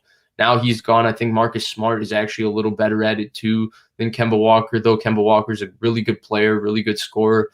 I think they'd be better off with a defensive-minded guard who can come up the floor, do his job, and hit shots when they need him to. They got to play through Brown and Tatum. Kemba Walker is just not a fit to be he's not what they require for their team. Yeah, so I'm with both of you on that. And we've seen Danny Ainge is willing to trade pieces, right? He's traded IT. He's traded Kyrie. He broke up the big four when they were all getting older, right? He shipped him off to the Nets. He wasn't one of those guys where the Lakers did a farewell tour with Kobe. I mean, you can't really compare them, but like they won a championship. You know, he's willing to ship assets. He views it more as like business moves instead of like, I don't know, a team like the Kings that if they get like a star player or someone who's big for them, like they're going to hold on for dear life, right? I think they should trade him. You know, what we've said, like being a defensive liability in the playoffs in a 7-game series format, teams are going to go at you, right? And if you want that man guarding Kyrie for a 7-game series, good luck. I mean, that's all I got to say. Good luck with that. It's not going to get good results. And I'm with you on the Tatum and Brown thing. They're definitely developing stars and going to have around time. If they get rid of Kemba, do you guys think they should go with Smart and then maybe some backup point guard who could fill in and then upgrade at center or maybe a power forward or bring in another wing? No, I don't think it's sustainable to have Marcus Smart be your starting point guard. I do think he can play point guard at times for you because he's a very good playmaker. I think Marcus Smart has to be on this team. I think he's as important as anybody. Like Marcus Smart is an incredible basketball player, and I'm with Nolan. I love Marcus Smart. I think you got to find – I don't know. Like, if we're going to go for a bad defensive score first point guard, I would rather take Goran Dragic than I would Kemba Walker, especially because I think Goran Dragic is less volume. I think he's a little better defender, and I think he's a crafty enough scorer but can do it in less shots where he fits better as a number 3 option next to Tatum and Brown rather than Kemba. Yeah, so I actually have a thought on this too. I think that that I agree with what Vish was saying in terms of bringing in an offensive first point guard. I also very much agree with Gershon, I think, had the comment that CP3 would be a dream point guard. I don't think that's possible. However, one guy who I'm thinking of right now that maybe there's some potential is Kyle Lowry. And I think that the Raptors are getting a little bit worse. They kind of got exposed in the playoffs, especially if OG doesn't make that corner 3. They're old. Yeah, I don't know how old Kyle is, but I know he's like over 30. Yeah, he's consistently underrated. I think most people in the league will admit that. He plays pretty good defense, very smart player, and I think he would fit the Celtics team so well. So if I'm the Celtics, I'm thinking if I'm going to ship off Kemba, that is one player I think who could fit the role very well. He's kind of a CP3 approximation, to be honest. Similarly great defender, fantastic floor general. I think maybe he isn't as dirty as CP3. He doesn't get as many fights with teammates, maybe a little easier to get along with. And he's an outstanding passer. He's really good at running sets. If they can get 1 or 2 years out of Kyle Lowry, that's brilliant. That would be fantastic for the Boston Celtics. And they're a team who's been in the trade talks for Harden. Whether they go that route or not would be interesting to see. I feel like we should probably go to the next topic and next game. You know, I do like talking Celtics though. They're kind of they're in an interesting spot, right? You never know with them. But the next game we have is going to be the Los Angeles Lakers, Dallas Mavericks. What do you guys think of these teams? Go ahead. Yeah, I'll hop in. So I think that obviously in this game we didn't get to see the man, the myth, the Zingus Pingus, one of my favorite players to watch in the NBA on the Mavs, and so the Lakers got the betterment of the Mavs. I think the Lakers are too good of a team to have lost this game, especially on Christmas Day. And quite frankly, I think it's getting kind of scary with how good the Lakers are looking, especially the new look Lakers. I love Schroeder. I think he is just a bucket. And one thing I like too is I think Trez has been playing good. And with the Clippers, I watched a lot of pick and roll with Trez and Lou Will. And I may say I think I would put on the record that Schroeder's better than Lou Will. So I think that's going to be an even better offensive on the second unit with the Lakers. And one thing with the Lakers, and I think this has something to do with being under the leadership of LeBron, but even guys who aren't LeBron, they just play smart. And I like how they play. I think they're going to be among the top again, if not the top of the Western Conference. And the new look Lakers just look scary, in my opinion. But yeah, what did you watch in the game? Same thoughts. Lakers look incredible. They look better. Trez looks motivated, ready to go. Doesn't look how he looked in the bubble. He looks like pre-bubble Trez. LeBron is LeBron. Anthony Davis is Anthony Davis. But this supporting cast looks good. Looks like a well-oiled machine. It looks ready to go. They're going to really hit their stride, I think, in February and March. I think they're still recovering from the extended playoffs that they had in the bubble, and they're still getting their bodies right and bodies healthy. But the Lakers look just incredible. And I'll just touch on Dallas right now, too. You talked about Porzingis not being there. That's really unfortunate. I think Dallas is without Porzingis, Dallas to me looks like it's like watching a young Cleveland LeBron. It feels like Luka Doncic has to do every single thing for that offense. Or it's like watching James Harden when CP3 wasn't playing in 2018, where James Harden was carrying that entire offense. Feels like Luka Doncic has to do everything for that offense. He has to assist the ball. He has to rebound the ball. He has to be the primary scorer.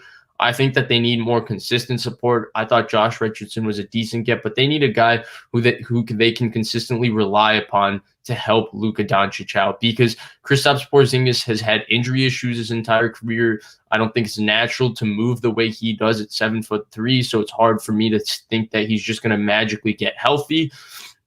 Yao Ming was always injured, and he was 7'7", and he didn't move in nearly as well as Kristaps Porzingis. And then the other thing is that I just don't think like guys like Tim Hardaway and stuff are reliable enough. I thought Seth Curry was kind of an underrated loss for them just because of how consistent he was as a shooter and everything. And I think they're going to miss that. And I really hope that the Mavericks really get another piece, whether it's one player, whether it's two players, just somebody to support Luka Doncic. But yeah, those were my two thoughts from the game. Lakers look great. Luka Doncic needs more help. Yeah, so backpacking off of Nolan, Dennis Schroeder was like harassing Doncic the whole night, right? Like he's a little undersized, but he's one of those guys that's so fast he instantly makes up for it. And going for the Lakers, I'll just stay on the Lakers. I'll say all my Lakers stuff, but what I liked about their offseason was they were able to pick up a big man who can also score without AD, and they didn't really have that. Like you wouldn't really throw JaVale McGee or Dwight Howard into that mid post and say go score, right? It was always AD. Now they have Trez who they can do that with, and that's another element of added just offense that they have. Their supporting cast of wing players with Kuzma, KCP, Wes Matthews, and Caruso, like they fit the role of just good role players, and they mesh with LeBron well, and that's what I think they need is just people that can actually fit around LeBron and AD. I think Danny Green was pretty underwhelming last year, and he has been a little bit. So moving on from him was I think it was a good idea, honestly. But the question with Joel mentioned, he said their rim protection. I think Gasol fits that role really well, actually. He's been really good on the Raptors. His whole career he's been a defensive-minded guy, and his passing is really good too, so that adds another little element. Yeah, I think he's still playing his way into shape, so I wouldn't worry about that. But I would say that might be their only issue is rim protection without Gasol being there, because AD, as much as we all like to think, why does he not just play center? He's very much religiously against it for whatever reason, whether he doesn't want to bang with the bigs down low or it's more of like a post and like mid post and 3-point range shooter. So that could be their only issue going down because we know Trez isn't the best defender. Mm-hmm.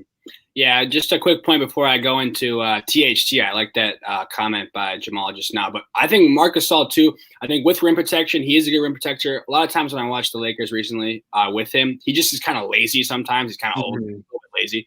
But I think one thing I noticed is after getting the rebound, he had a couple just full court passes, kind of like Kevin Love passes when LeBron was in Cleveland. I think that just spaces the floor so nice. But with the comment on THT, Taylor Horton Tucker, I have been very impressed with his play. I think one thing, he has the size to guard and just contest with anyone. And two, I didn't realize he had such a good 3-point shot. He's been proven. I think he dropped in. I know it was preseason, but I think he dropped like 40 or something in preseason. And he has just continued to impress me. I'm very curious where he goes. Obviously, he's not one of the bigger names in the Lakers, but I'm very curious how they use him in certain situations down the season and just down the stretch in general. Well, so he's like 6'4", and his wingspan is like 6'10", which is pretty unheard of. So like that helps with his defense, obviously. But I guess we could go back, kind of go to the Mavericks. Is this a playoff team without KP, and what do they need to do to kind of help their offense and defense gel better together with the current pieces they have? Yeah, it is. Luka Doncic is that good. They're going to make the playoffs with or without Kristaps Porzingis because their offense will be phenomenal when they play bad teams because Luka Doncic can do everything. He's that good. I don't think it's a playoff team that wins a series without Kristaps. No, I don't think that. I think they're ultimately going to have to find a way to get another star next to Luka Doncic. They have to do that. And, they did get Kristaps Porzingis, and he can play like a star. But, again, I don't know if his health is reliable. They got to get someone else next to him. They got to get someone. It doesn't even have to be someone. I guess maybe it's an exaggeration to say a star, but they need somebody reliable next to next to Luka Doncic because Tim Hardaway Jr. is not a reliable basketball player. Who else is on their team? Maxi Kleber is not reliable at all. Boban is Boban. Dorian Finney-Smith, very, very solid role player, but he's not a guy that you rely upon for 20 points a game. Josh Richardson is okay. They need to get someone who can come in and give them 20 a night next to Luka consistently and take a little bit off of him. So, yeah, I would agree with Vish. I think they would make the playoffs even without Porzingis, and I don't think they'd win a series, but I think with Porzingis they could. However, I would say, I think Vish mentioned it with the trade with Seth Curry and Jay Rich, Josh Richardson. I think it was good for both teams as Curry went to the Sixers. And I honestly think that I don't think he'll be a long-term, but I'm very curious how Josh Richardson performs with the third scoring option, the third person to help out Luka and Porzingis. I think he is a little bit better than Hardaway Jr. and definitely better than Finney-Smith, in my opinion. But the only other thing I would say is the thing is all those players, they look very similar to me and they have similar games. So whenever I watch the Mavericks, I just don't really know who's shooting and whatnot until after the shot. So I do think, though, Josh Richardson is the best out of that trio. So I'm very curious how he performs for that team. So for me, if this team doesn't have Kristaps, I honestly think they could be one of the teams that's like in the play-in, so like a 9, maybe an 8 seed at best. So they were a 7th seed last year, right? The West is only getting stronger. When I watch them, it's basically Luka or bust, right? They don't really have a second guy who can get his own shot consistently. I'd say Richardson would probably be the second best. Like after Luka, he's the only other guy who can really get his own shot. And even then, he's kind of limited in the fact that he's like not the best shooter. He was early in his career, right? But now he's fizzled out a little bit with that. Finney-Smith is just an awesome small forward. But he's not a guy who's going to, he's not going to get 20 a night, right? I look big at Kristaps, Dwight Powell, Maxi Kleber. Not guys you really want to be counting on. They're okay role players at best, I'd say.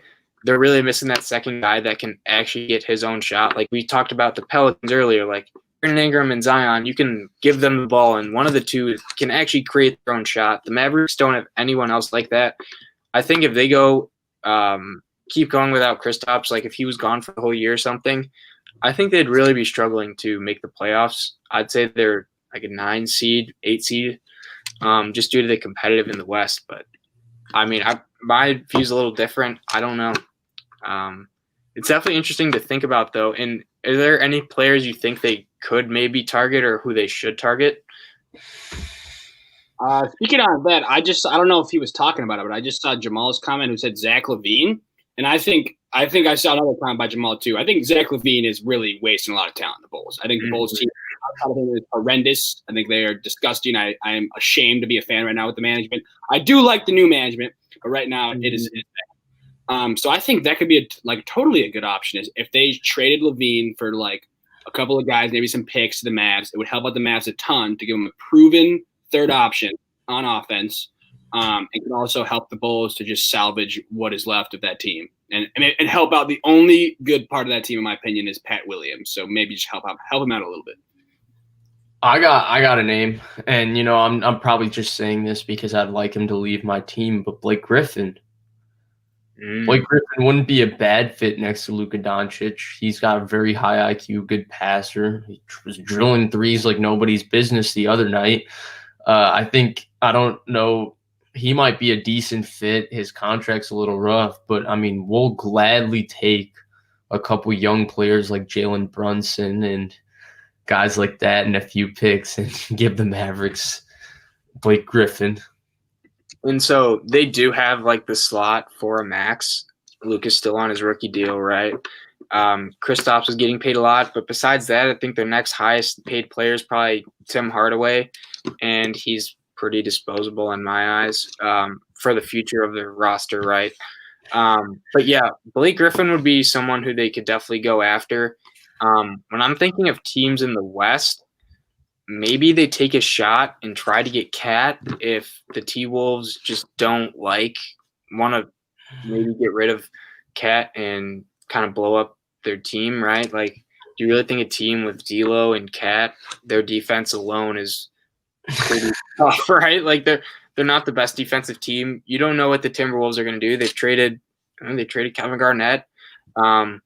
So what? Let me ask you this: are Cat and Porzingis a fit? I mean, they both can stretch the floor really well, right? It would be interesting to see with Cat would have to play the 4, right? And I think offensively it wouldn't be terrible because both of these guys can shoot efficiently. Defensively, they're both really good. Having one of them guard a wing would be kind of tough, right? If one of them had to guard the 4 and that's like a 6'8" wing player, that would be tough. But it's an avenue that I know it's just off the top of my head, but it could be an avenue they explore, especially with a team that's, I mean, they've been a poverty franchise since inception pretty much. So, they could deal. And so I think that's pretty good for that game. Do you guys want to maybe take this question before we get into the next topic? Yeah, we did actually answer this exact question previously in this stream. We're gonna again repost this stream with a few of the clips. So if you want to go check it out then or rewatch the stream, do check it out. I'll just give you a preview, and I said no. I think Blake said no, and I think Nolan also said no.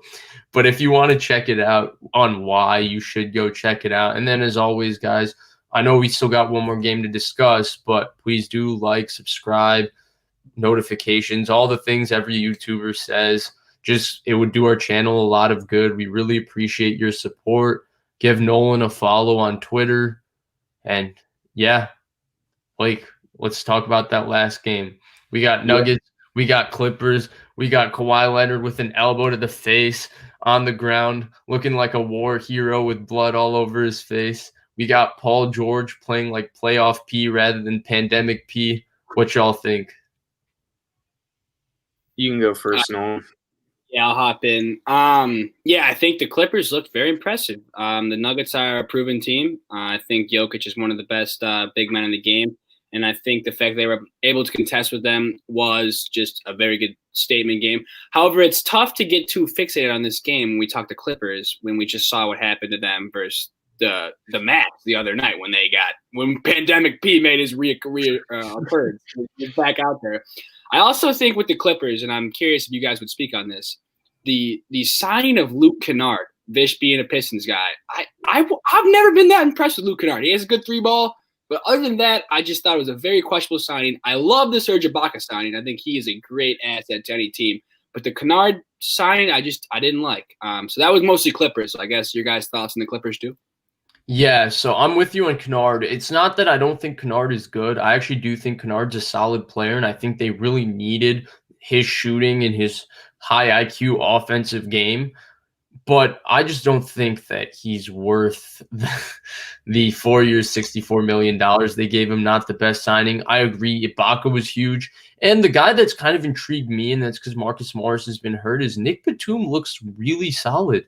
Nick Batum looks like Trailblazers Nick Batum, which is high IQ player, great passer, knows how to play, solid defensive player with a good three ball, and he's played like that. So I think he's been really solid. When you have Kawhi and Paul George, the Clippers are always going to have a chance against anybody, especially when Paul George plays as Paul George or playoff P rather than pandemic P. But yeah, I'm with you. I thought the Serge Ibaka signing was the biggest deal because I think that's what they missed. I think he's way better than Montrezl Harrell. I think he's a really good rim protector, and I think his shooting is a huge asset for them because now they don't have to play fourth quarters with Zubac. I'm still wondering if he's still learning how to face the Murray Jokic pick and roll. I don't know if he can defend either part of it yet. Yeah, Clippers look to be I don't know if they've improved a lot, but I think they have gotten better from last year. And I think one reason was, after the huge they blew a 3-1 lead, right? Getting rid of Doc Rivers was honestly, I think, a really great move for them. Ty Lue has been there. He hasn't done it without LeBron per se, but he has Kawhi and Paul George, and that's about as good of a duo as you can really ask for any new coach, right? And also the locker room problems that they had, with Trez and people clowning Paul George for trying to give a speech. Getting that is just, kind of getting rid of that whole chapter and hopefully moving forward. They have a big decision with Kawhi this offseason, and does he want to stay? Does he want to go somewhere else? He wanted to come to the Clippers. The signings or the acquisitions of Batum, Ibaka, Kennard, I honestly am not opposed to really any of them. I think Kennard's contract is a little head-scratching, but, I mean, you gotta pay people, right? That's the nature of the business. And their owner's worth tens of billions of dollars. I don't really think he's sweating too much writing those checks. And they do still have that similar roster, but I think the improvements with Ibaka over Zubac it's actually so major. Not having Zubac defend Jokic is if you're a Clippers fan, you just got to have a smile on your face because that alone is just a scary sight because the man's just not laterally – he can't move laterally at all. And, as unathletic as Jokic looks, he can move good for a big man, and I think those are good signings. And I still have them in my top 3 for West teams. I'm interested to see, do you guys think they're still one of the top 3 or 4 teams, or have they been demoralized?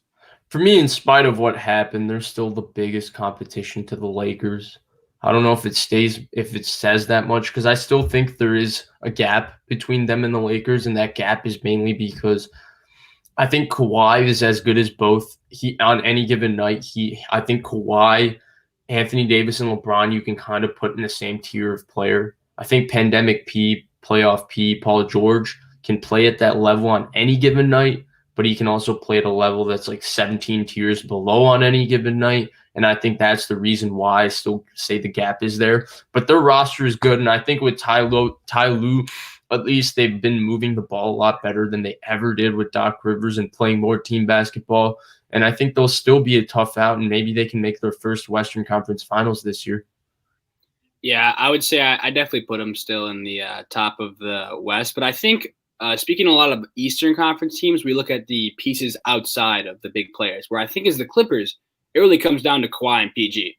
I think like you can talk about their supporting cast, but those are the guys who need to really like Kawhi is pretty step up, but he did have some bad games in the playoffs too, and obviously Pandemic P has his problems. So they're really, I think, going to come down to those two players, and obviously their supporting cast changed, but it's going to come down to those two, in my opinion. Yeah, I would still put them up there, and I think the main thing with them is, do you guys think they're better than the Nuggets right now? So Yeah. we saw they were up 3-1 last year. They blew the lead. A lot of dirty laundry aired after this, players in the locker room, stuff with Doc Rivers and whatnot.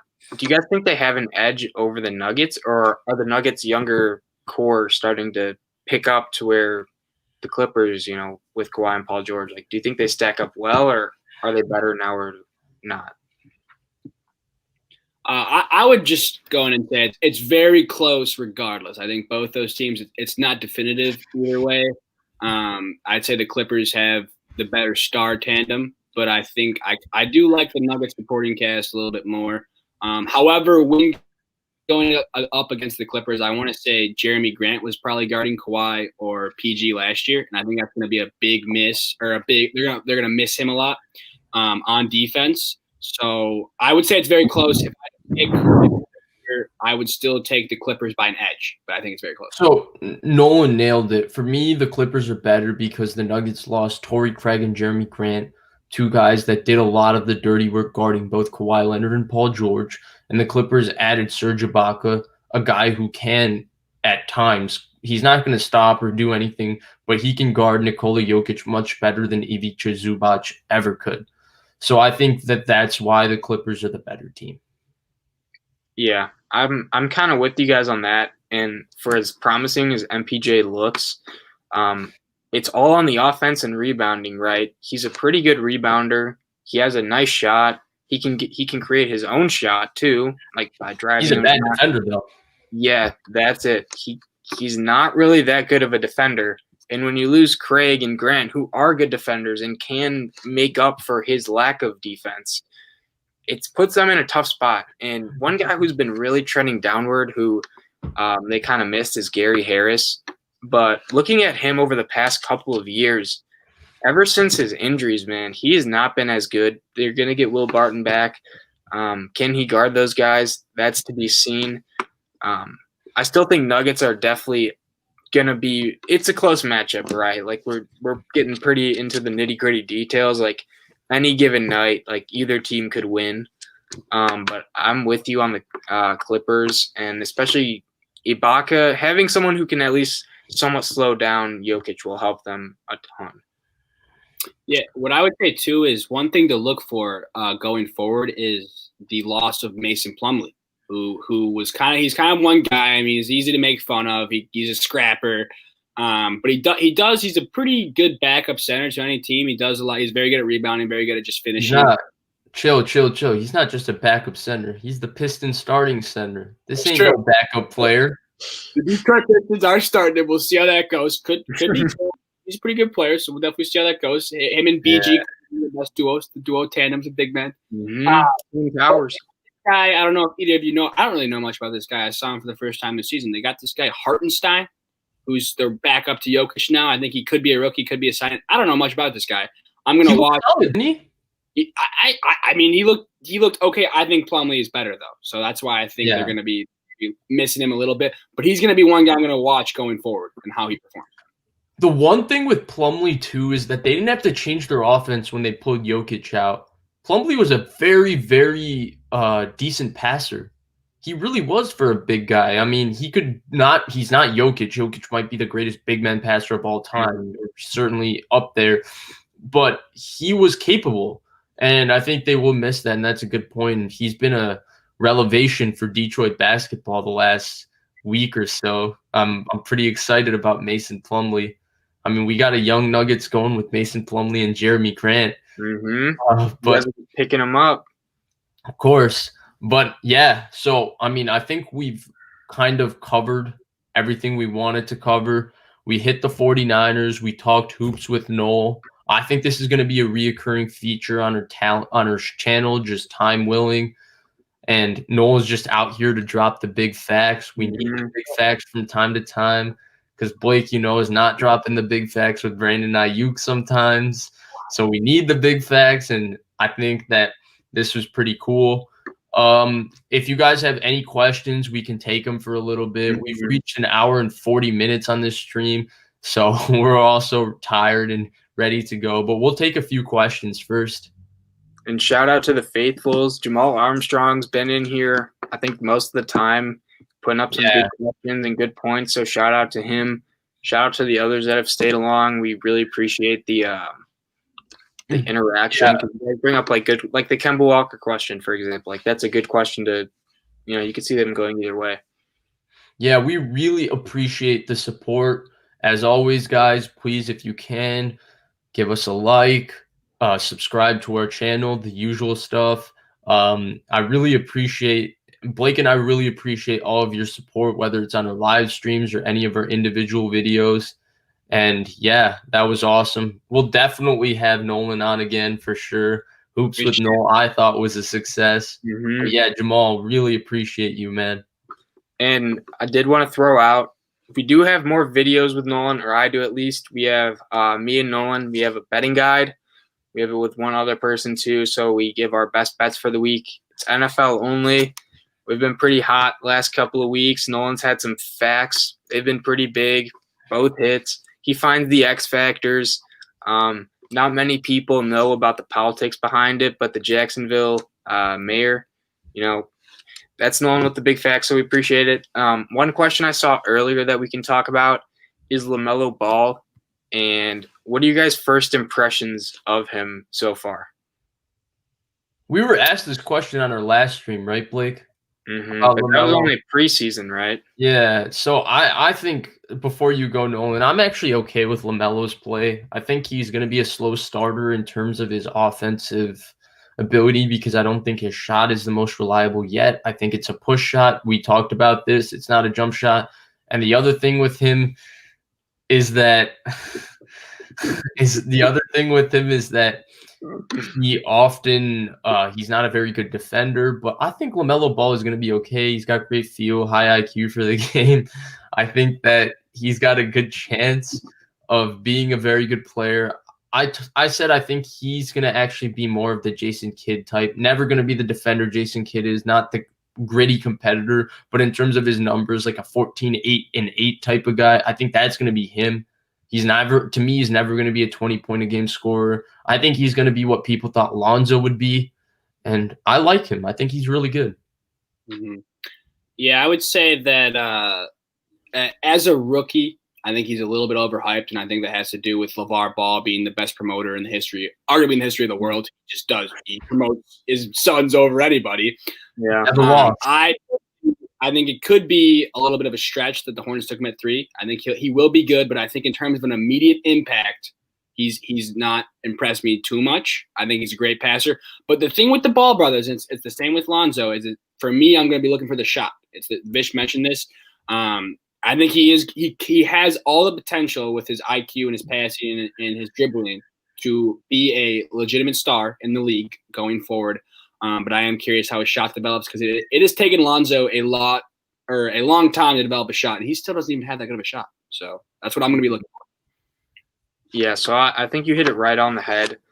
Is he going to be able to shoot at least somewhat reliably? When you watch him shoot, the man barely gets like 2 inches off the ground. It's a pretty weird shot. When you see Lonzo shoot, he's righty, and he puts it at his like left hip. So that's a weird shot. But the thing with Lonzo is, if you guys remember his days at UCLA, the man could shoot threes. In college, he was a really good three-point shooter. He kind of lost that. I think he's like changing his shot. And for me, if you're a point guard and you can't shoot, unless you're like men's, it's really hard for you to impact the game.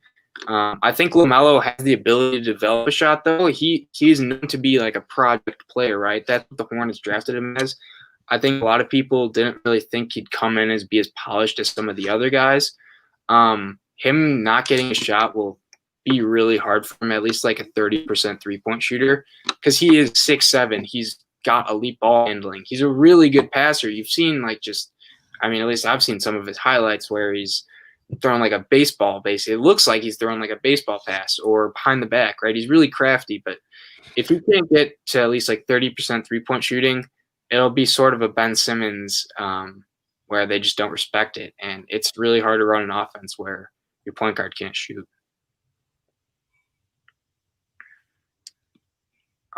All right. Yeah, so we don't have any more questions. If you guys do have any, we'll probably stick around for like another minute. But if not, we're just going to end it there. But yeah, like Vish said, we appreciate you guys coming on. We hope we can maybe do this once a week. If not all three of us, at least two of us, right?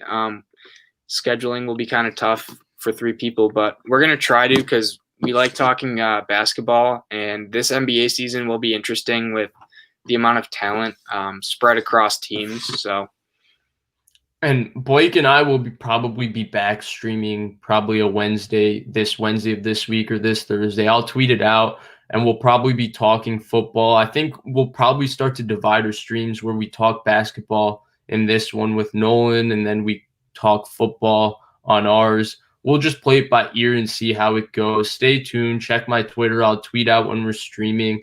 Join if you can. And thank you. If we did, we can cover this real quick. What are your guys' thoughts on Christian Wood?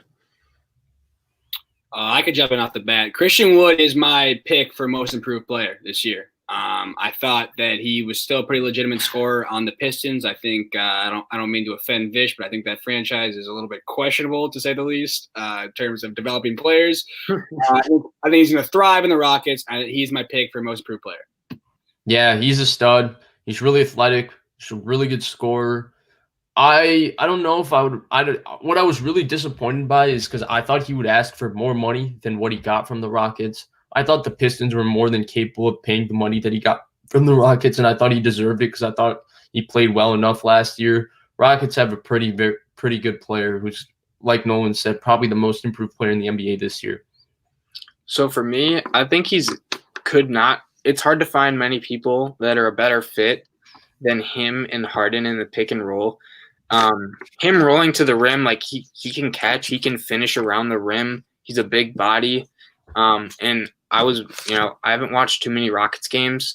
They got one canceled, but watching him against, I know it's the Trailblazers defense. They allow a lot of points, right? But I mean, him and Harden were just absolutely killing them on the pick and roll. He was feasting. He really does look like he was the last like 20 or 30 games on the Pistons team, where he can be like a 16-point scorer a game at minimum, and 10 boards a night guy. So it'll be interesting to see how he can further develop with Harden, and then they also get Wall back too. So those pick and rolls it's going to be hard to stop. Right, and I think you hit it on the head. To me, any athletic big man can average 15 and 10 in the pick and roll with James Harden just because he gives you so many dunks, and he's just got such feel for when to give it to the big man and all of that. When you actually add a pretty good player like Clint Capella or now Christian Wood, you get more than that, and Christian Wood's playing really, really good basketball.